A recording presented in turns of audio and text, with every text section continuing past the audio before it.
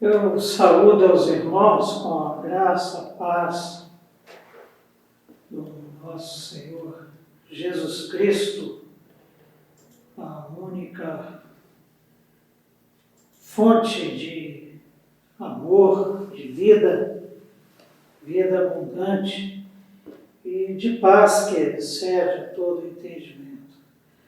Nós hoje já estamos gravando a nossa 9ª aula do módulo 2 e estamos no capítulo 6 e veremos hoje 3 versículos deste capítulo relacionados à abertura do 5º selo.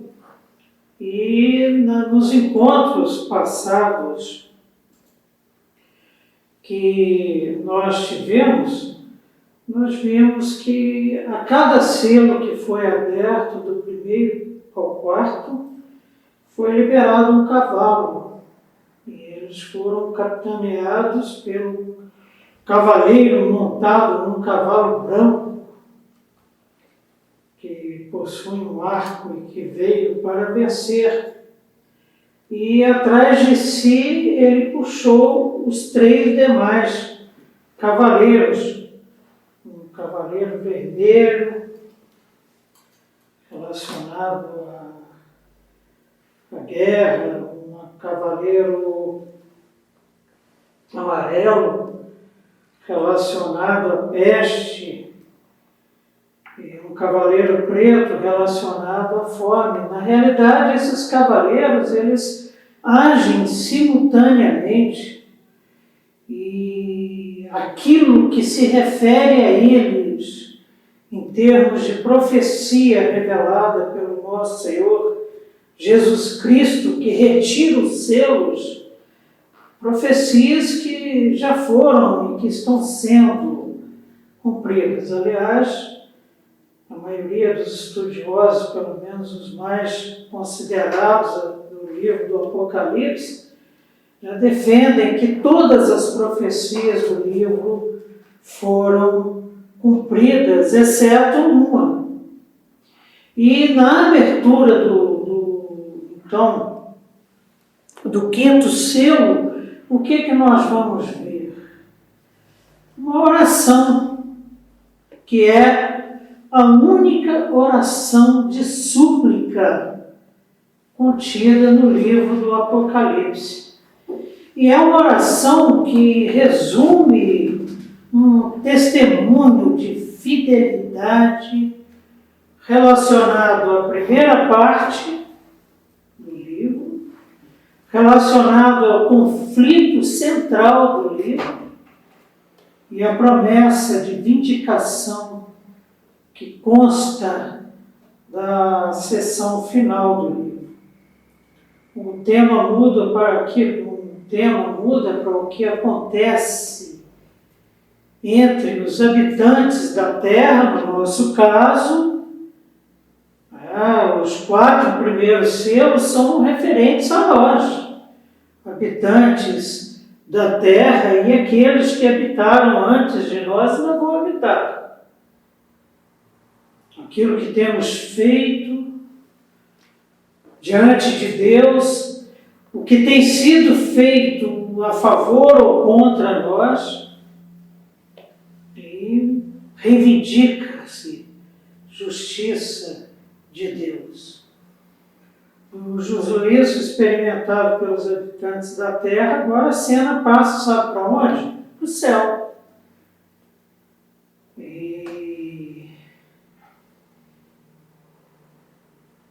Acontece no santuário celestial, no altar que se encontra diante do trono de Deus. É ali que nós vamos focar a atenção hoje. No altar do incenso, que na realidade estudaremos que no Apocalipse tem função dupla.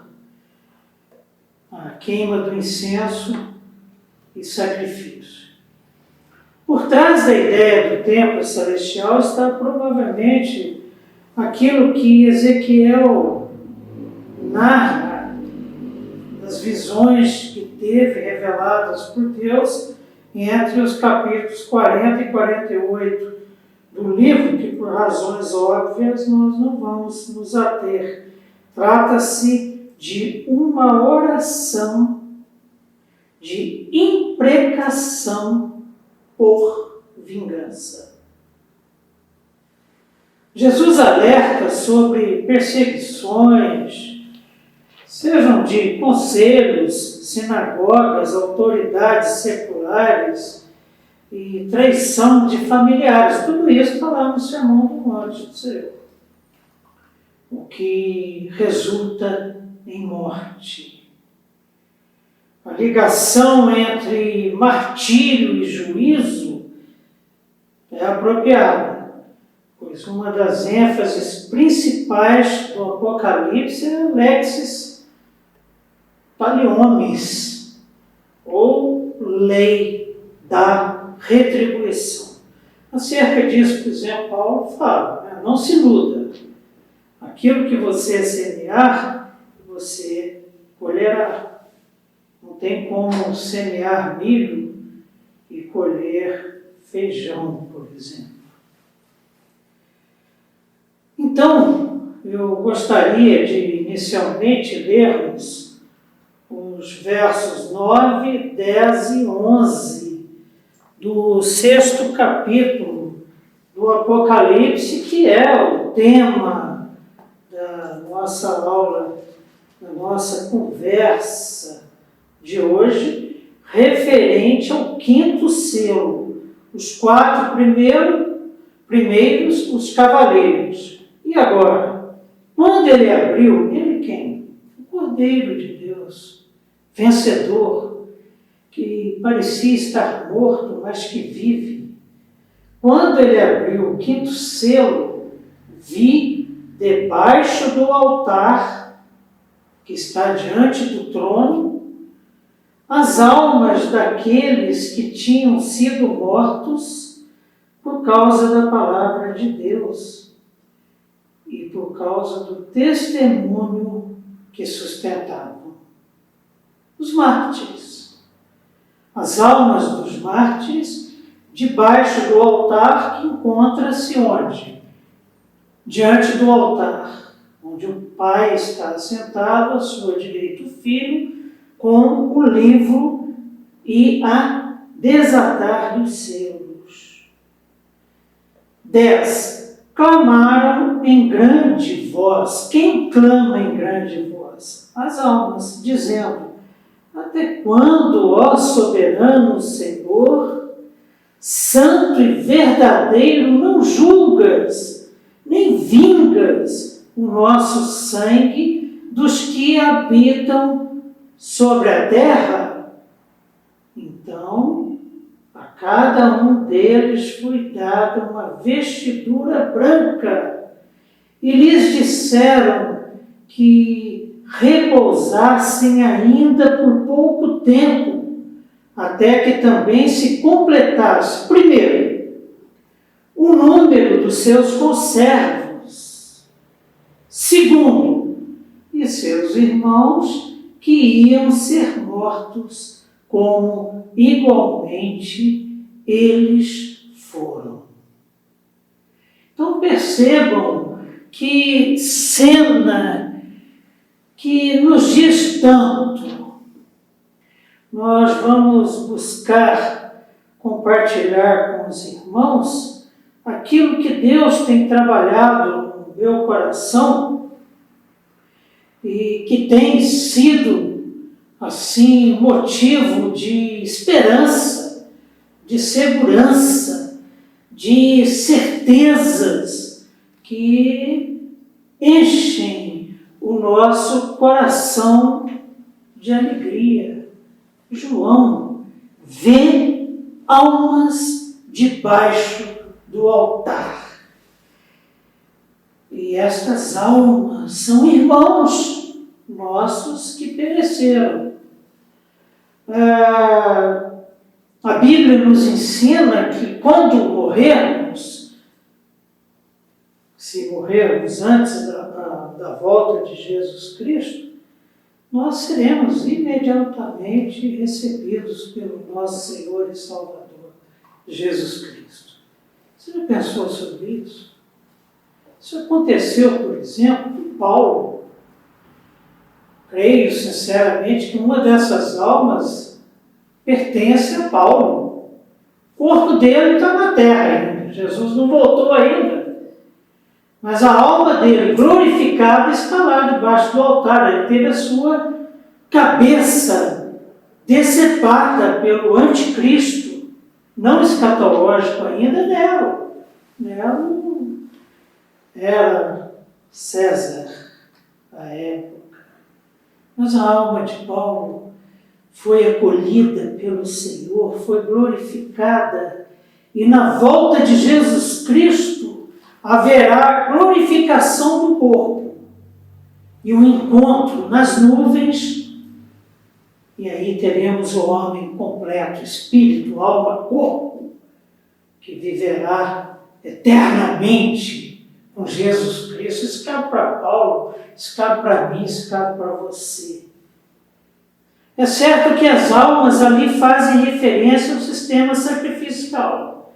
É interessante a gente pensar sobre esse aspecto pelo seguinte: quando Deus ordenou a Moisés que prestasse atenção no que ele estava vendo e reproduzisse no tabernáculo, ele estava diante dessa cena. E o que ele construiu, conforme a palavra do Senhor, foi em conformidade com o modelo recebido. Então tem a ver o que está acontecendo aqui com aquilo que foi ordenado por Moisés e que foi construído pelos artesãos escolhidos e inspirados pelo Espírito Santo de Deus, conforme a sua palavra.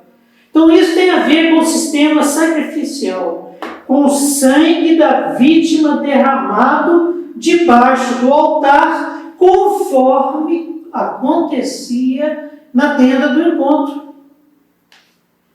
O Apocalipse refere-se sempre ao altar do incenso. Lembram das orações dos santos? No Antigo Testamento haviam 2 altares na tenda do encontro: o do sacrifício e do incenso. Vamos ver o que a palavra de Deus nos diz sobre esses 2 altares. Primeiro, o altar do sacrifício, lá na tenda do encontro no deserto. Levítico 1:5. Depois imolará o novilho perante o Senhor. São as orientações de Deus. E os filhos de Arão, os sacerdotes, apresentarão o sangue e o aspergirão ao redor sobre o altar que está diante da porta da tenda da congregação. Esse é o altar do sacrifício.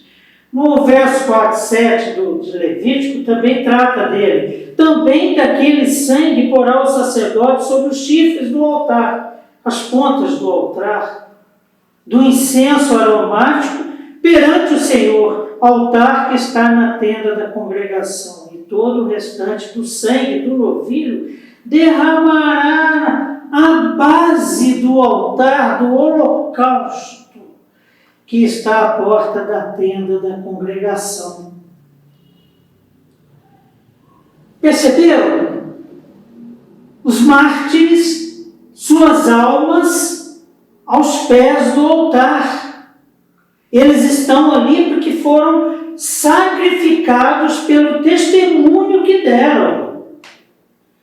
Mas na tenda do encontro havia também o altar do incenso. E lá no altar celestial, no tabernáculo celestial, só existe um altar. Mas aqui, farás também um altar para queimares nele o incenso. Êxodo 31.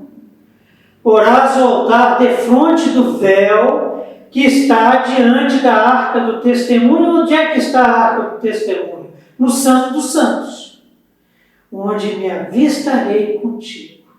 Arão queimará sobre ele o incenso aromático cada manhã, quando preparar as lâmpadas, o queimará. Na realidade, no livro do Apocalipse, o altar que está diante do trono de Deus, diante de Deus Pai e seu Filho, que tem na mão direita o livro,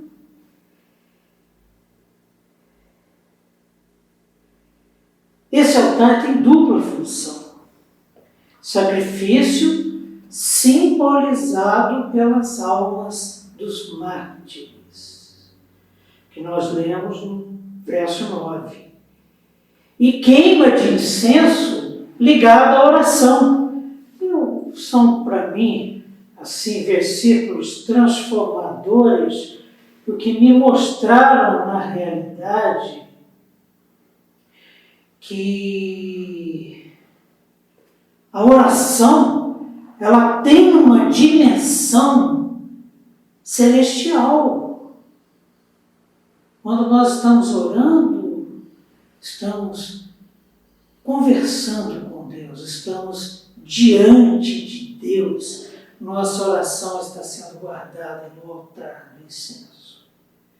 E quando tomou o livro Apocalipse 5:8, os 4 seres viventes e os 24 anciãos prostraram-se diante do Cordeiro, tendo cada um deles uma harpa e taças de ouro cheias de incenso, que são as orações dos santos. Por que essas orações são guardadas nesse cálice de ouro? Porque nós temos uma participação direta nos eventos que culminam no escatom. As nossas orações são consideradas, fazem parte do que acontece no tabernáculo celestial e que culmina nos eventos do fim. É o que nos diz o verso 8:3. Veio outro anjo e ficou de pé junto ao altar com um incensário de ouro, e foi-lhe dado muito incenso para oferecê-lo com as orações de todos os santos, a minha, a sua, a nossa oração, sobre o altar de ouro que se acha diante do trono. E da mão do anjo subiu à presença de Deus a fumaça do incenso com as orações dos santos. Sabe como que as nossas orações chegam até Deus?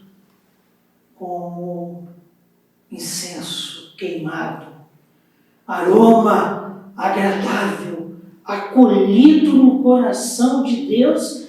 E se continuamos o texto no capítulo 8, a gente vai ver o que? Isso nós veremos mais adiante.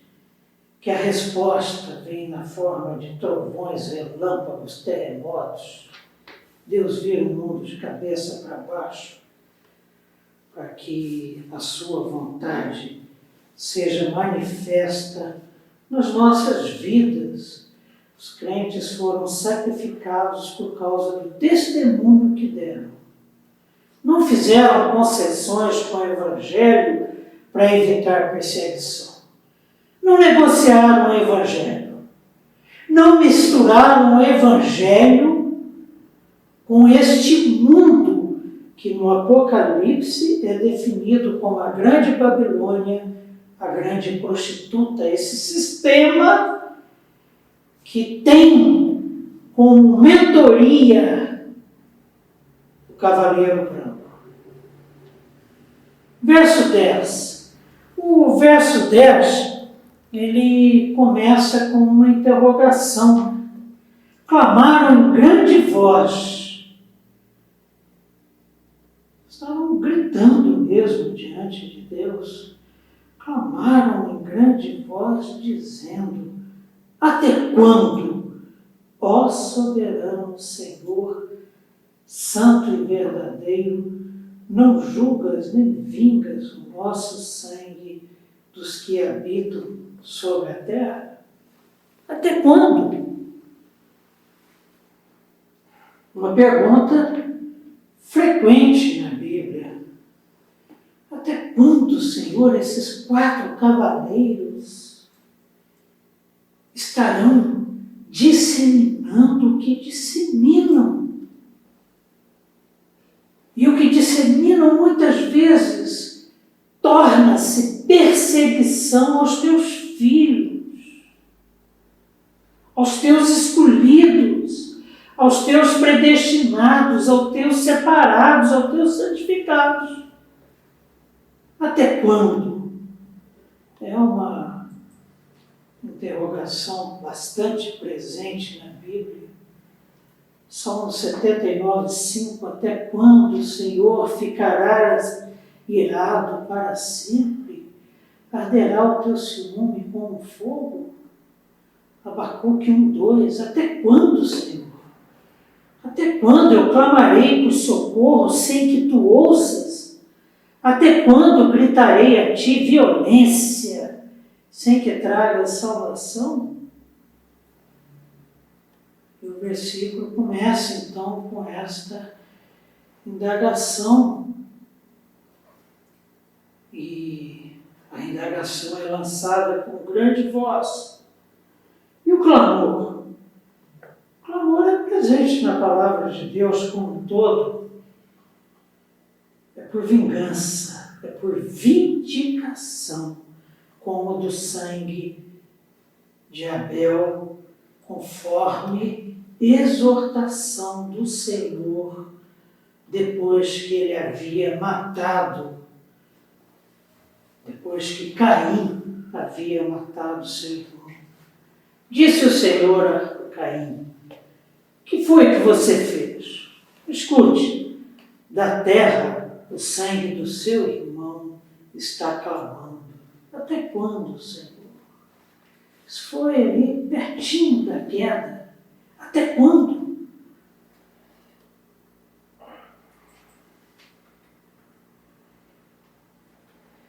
Mas é uma oração reverente, tal como as orações de imprecação contidas, por exemplo, nos Salmos. Todo o meu ser estremece. Até quando, Senhor? Até quando? Salmo 6,3. Salmo 74, 10. Até quando o adversário irá zombar? Ó Deus! Será que o inimigo blasfemará o teu nome para sempre? Essas orações de imprecação, de forma alguma, contrastam com as orações de perdão. Tanto Jesus Cristo quanto Estevão, na sua morte, depositaram sua confiança e vingança nas mãos do Senhor e clamaram por perdão para aqueles que estavam, primeiro, crucificando a Jesus, segundo, apedrejando a Estevão. Em Lucas 23, 104, encontramos Jesus disse: Pai, perdoa-lhes, pois não sabem o que estão fazendo. Então eles dividiram as roupas dele, tirando sortes. Em Atos 7,60 temos: então Estevão caiu de joelhos e bradou: Senhor, não os considere culpados deste pecado. E dizendo isso, adormeceu. Sabe o que a oração, tanto de Jesus Cristo quanto de Estevão, nos ensinam? A vingança não cabe a nós. A vingança não está em nós. mas é do Senhor. É muito importante que tenhamos isso gravado em nosso coração, que guardemos em nosso coração esse ensinamento, porque nestas situações eu penso muito em mim. Eu penso no meu pavio curtíssimo. E de repente você já está esbravejando e arquitetando vinganças. Mas tanto a oração de Jesus Cristo, que cumpriu toda a lei, os profetas e os salmos, estão em conformidade com a lei de Deus, com a vontade de Deus, com a realidade de Deus, com a justiça de Deus. Deuteronômio 32, 35 trata das maldições da aliança. A mim, diz o Senhor, pertence a vingança e a retribuição. No devido tempo, continua o Senhor, os pés deles escorregarão. O dia da sua desgraça está chegando e o seu próprio destino se apressa sobre eles. Sem nunca me esquecermos que o Deus que falou isso para Moisés, e Moisés registrou, inspirado pelo Espírito Santo, e nós estamos lendo agora, é misericordioso. E tanto na crucificação de Cristo, quanto no apedrejamento de Estevão, quanto na decapitação de Paulo, quanto na morte de Isaías, tendo seu corpo cerrado ao meio, conforme a tradição judaica. A misericórdia presente na oração, tanto de Jesus Cristo quanto de Estevão, que deve ser a nossa, essa misericórdia manifesta. E se houver arrependimento, haverá perdão. Porque não há perdão ou culpa que não possa ser perdoado. E Paulo traz esse texto de Deuteronômio. Amados, nunca procurem vingar-se. E ele que o diga. Mas deixe com Deus a ira. Por quê? Porque está escrito: minha é a vingança, eu retribuirei, diz o Senhor.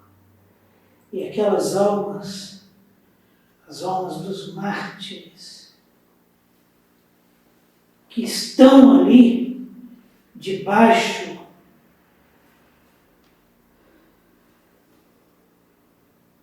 do altar, diante do trono, são almas que estão clamando. E são almas que são lembradas lá na casa do encontro, na tenda do encontro, que percorreu toda a jornada do deserto até entrar na terra prometida.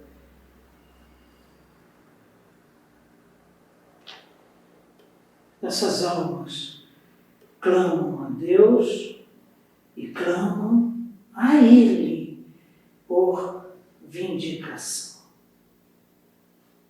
por vingança.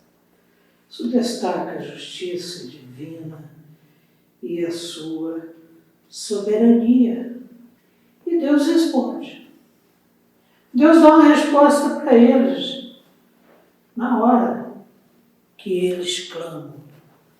Verso 11 diz assim: então a cada um deles foi dada uma vestidura branca e lhes disseram que repousasse ainda por pouco tempo, até que também se completasse o número dos seus conservos e seus irmãos que iam ser mortos como igualmente eles foram.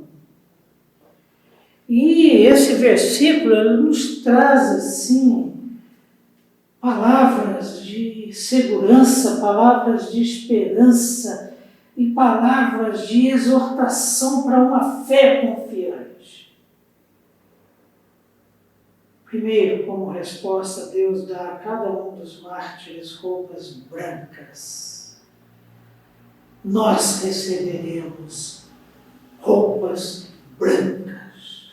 Vai ver mais adiante que João olha e vê uma multidão vestida com essas roupas brancas. E se você procurar com cuidado, você vai encontrar lá no meio Estevão, André, nossos irmãos em Cristo, que receberam o quê? Roupas brancas. E essas roupas brancas indicam e indicarão naquele glorioso dia uma posição social elevada e pureza. O general romano que entrava na cidade vitorioso, entrava vestido de roupas brancas. E na palavra de Deus nós encontramos textos referentes a essa nobreza e a essa pureza. Marcos 16:5. Entrando no túmulo, viram um jovem assentado ao lado direito, vestido de branco, um anjo, e ficaram surpreendidas e atemorizadas. Ressurreição de Cristo. Em Zacarias 3:3, Josué, o sumo sacerdote do tempo da restauração do templo e do muro da cidade de Jerusalém depois do exílio, ora, Josué, trajado de vestes sujas, pecado, estava diante do anjo, estava no céu, já no anjo, diante do trono. Tomou este a palavra e disse aos que estavam diante dele: tirai-lhes as vestes sujas. Josué, de quem disse isso? O anjo, Cristo. Ele tem autoridade. É o sangue dele derramado na cruz do Calvário que nos lava de todo o pecado. Ficamos mais brancos do que a neve. Tirai-lhe as vestes sujas. Josué disse: eis que tenho feito que passe de ti a tua iniquidade, e te vestirei de finos trajes, nobres, puros, porque o meu sangue é suficiente para justificar você diante de Deus.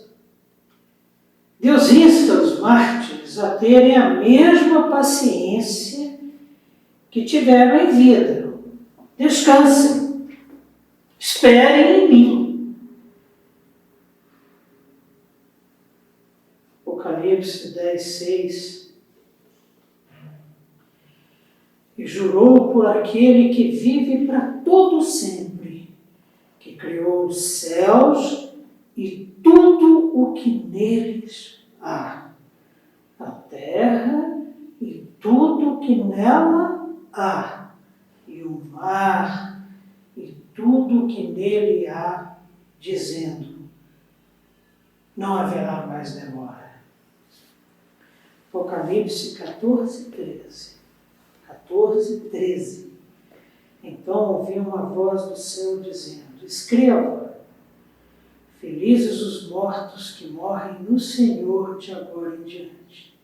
Diz o Espírito: sim, eles descansarão das suas fadigas, pois as suas obras os seguirão. Vinde a mim, vós todos que estáis cansados e sobrecarregados, e eu vos aliviarei. E aquelas almas que clamavam por justiça, que se encontravam debaixo do altar, diante do trono,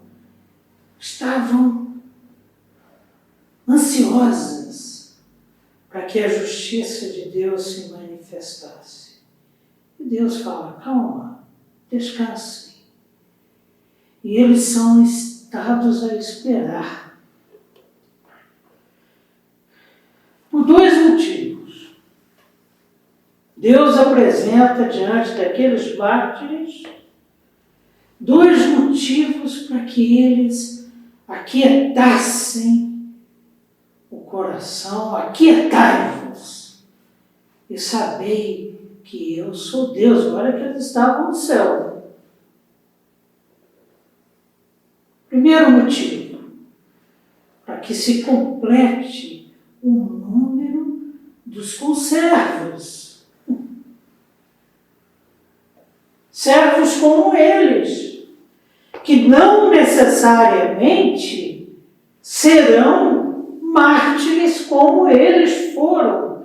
E eles tinham motivo para estar clamando a Deus por vindicação. Até quando, Senhor, teremos nossos conservos passando pelo que nós passamos? Até quando nossos conservos serão feitos tochas humanas vivas para iluminar as cidades? Até quando, Senhor, nossos conservos serão decapitados, metralhados? Então esse é o primeiro motivo. Deus lembra aquelas almas dos mártires, aqueles filhos queridos, meninas dos olhos de Deus. Lembra eles que enquanto estiver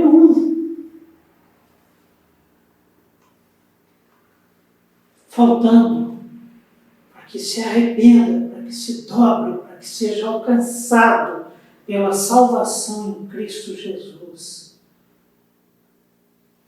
eles vão ter que esperar. As profecias do Apocalipse já se cumpriram, nós vamos ver aqui para frente agora. Só falta esse número de conservos ser completado para que Jesus Cristo volte. Porque foi a oração de Jesus Cristo na sua oração sacerdotal. Pai, que nenhum dos que o Senhor me deu se perca. Isso me enche o coração de segurança, de esperança, de certeza. Pessoas queridas, amadas, ainda não se converteram. Não posso afirmar, isso cabe ao Senhor. A minha parte foi feita e o que Ele vier a requerer de mim, que eu faço, eu continuarei fazendo. Mas pessoas queridas, como minha filha, por exemplo, ainda não se converteu, pelo menos não tenho notícia. Mas nosso Deus é longânimo, misericordioso, paciente, não leva em considerações os questionamentos dela ou às vezes os meus, nos meus momentos de dúvida, até que se complete o número dos seus conservos. E o segundo motivo, e mártires, escolhidos por Deus que passarão pelo martírio. Escolhidos de Deus que fazem parte da história da família de Deus, que foi comprada por alto preço, que fazem parte da história da igreja e que têm morrido mártires, que mesmo diante da morte não negaram o nome do Cordeiro que venceu e que recebeu da mão direita do Pai o livro e é digno de desatar-lhes os selos. Deus conhece a todos os mártires, conhece a todos os conservos nossos que ainda não foram salvos. Glória a Deus por nós que já fomos. Se Jesus voltar agora, é uma certeza que nos firma os pés. Deus os conhece, os vindicará ao seu tempo. Vindicará as almas dos mártires, vindicará a alma daqueles que se entregaram a Ele.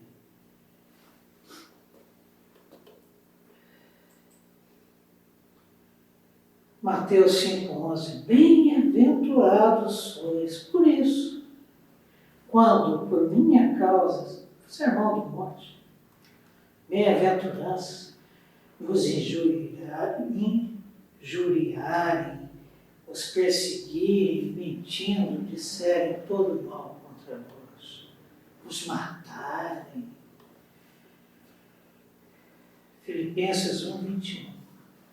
Paulo radicaliza. Porquanto para mim, o viver é Cristo e o morrer é lucro. Paulo parece que já, quando escreveu isso, ele já havia antevisto ele diante do trono, com a sua alma glorificada e vindicando os mártires. Interessante que no Apocalipse, nominalmente, só um mártir é citado.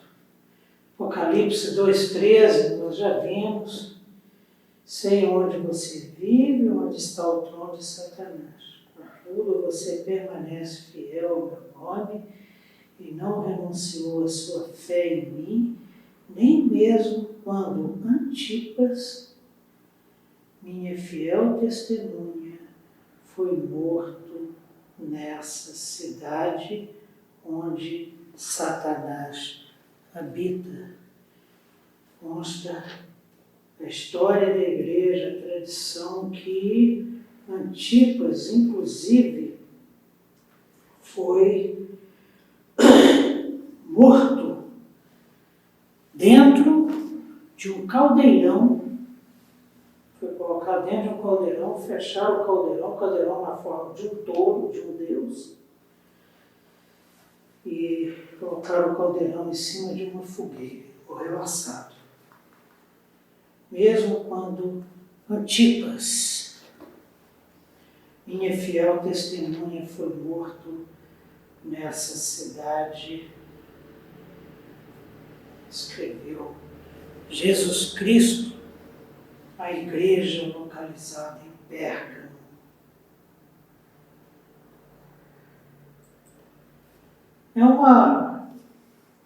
É um selo assim.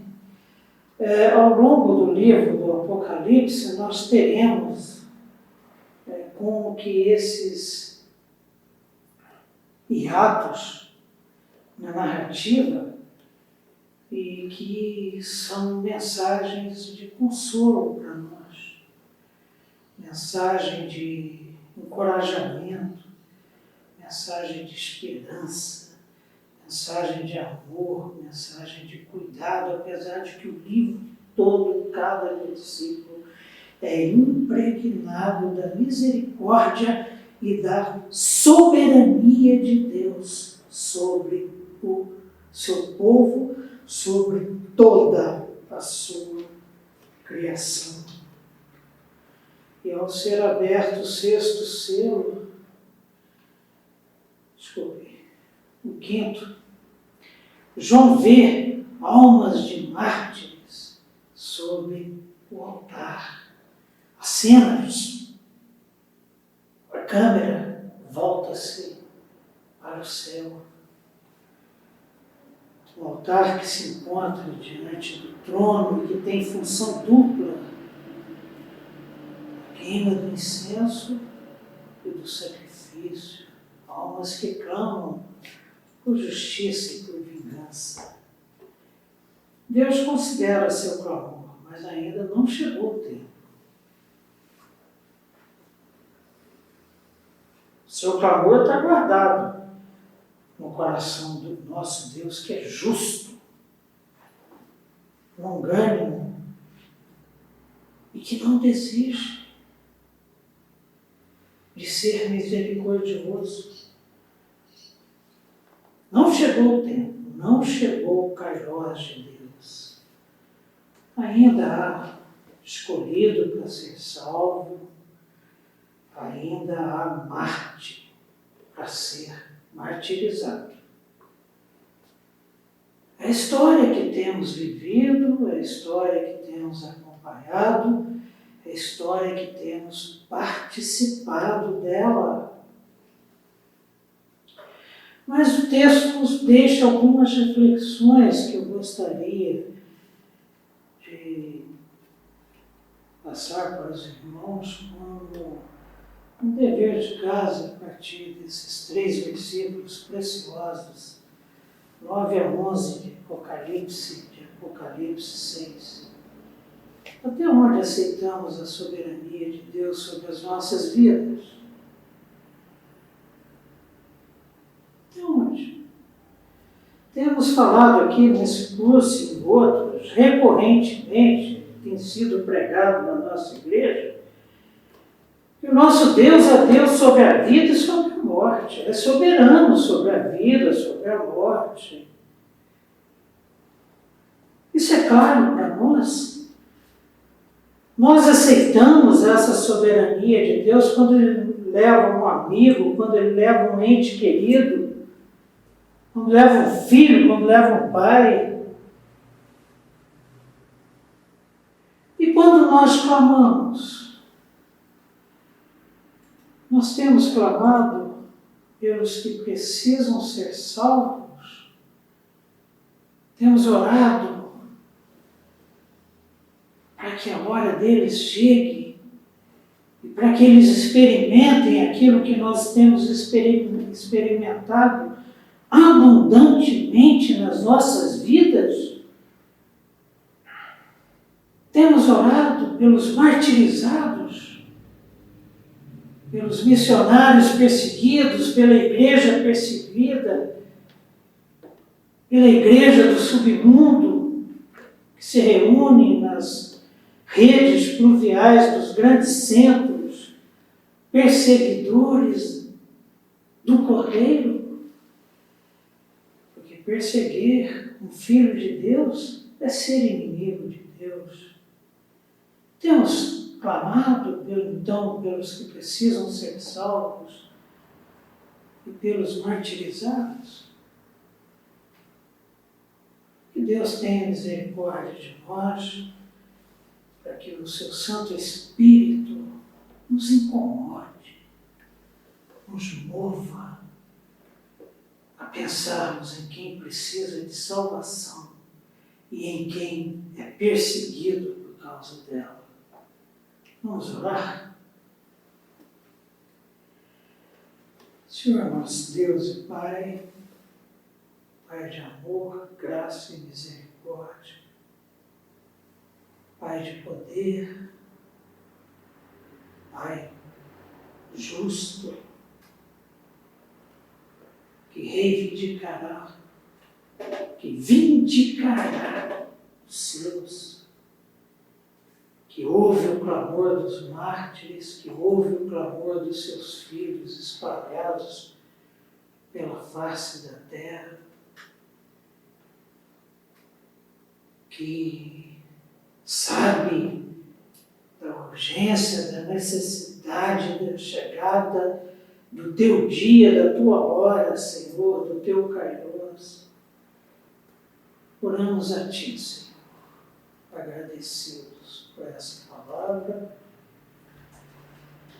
agradecidos pela nossa salvação, agradecidos pelo testemunho dos nossos irmãos, pelo testemunho daqueles que morrem pelo teu nome, que morreram, que morrem, que ainda morrerão. Te agradecemos, Senhor, pela tua fidelidade à tua palavra que diz que antes da formação do mundo, o Senhor nos escolheu e nos predestinou para filhos teus, e que nenhum dos teus irá se perder. Te louvamos por isso. Te louvamos pela obra de Jesus Cristo na cruz do Calvário. Te louvamos pela transformação da nossa vida por ação desta salvação, deste sangue que purifica, e pela ação do teu Santo Espírito, que nos conduz à tua palavra, que nos santifica e que nos enche de esperança e que nos fortalece e nos prepara para o dia mau. Muito obrigado, Senhor, por essa certeza. Muito obrigado pelo que o Senhor tem nos ensinado. Muito obrigado pela oportunidade de compartilhar isso com os nossos irmãos. Muito obrigado por toda a estrutura e pela disposição e disponibilidade do André para que isso se concretize. Obrigado pela vida dos nossos irmãos que estão nos assistindo. Guarda-nos debaixo das tuas santas mãos. Nós oramos desde já agradecidos em nome de Jesus. Amém. Amém. Muito bem. Encerramos com isso aí a nossa nona aula do módulo 2. Com a graça de Deus, estaremos aqui semana que vem para continuarmos o nosso estudo e fecharmos o capítulo 6, que é um capítulo central no livro do Apocalipse. Até aqui, a preparação para o escatom, para o juízo. Daqui para frente, os selos vão sendo retirados e vão sendo, a partir do capítulo 6, vão sendo retirados e os eventos vão se tornando concretos e a volta de Jesus está à porta. Maranata, vem Jesus. Continuamos aqui aguardando as suas mensagens com sugestões, opiniões e críticas, dúvidas, que poderíamos esclarecê-las juntos com a ajuda do nosso bom Deus, dos nossos irmãos e da bibliografia que registra os estudos acerca do Apocalipse. Até semana que vem, se Deus quiser, um beijão para todos e até domingo que vem, se Deus quiser, quando estaremos à frente na liturgia do culto vespertino. Beijão para todos. Até lá.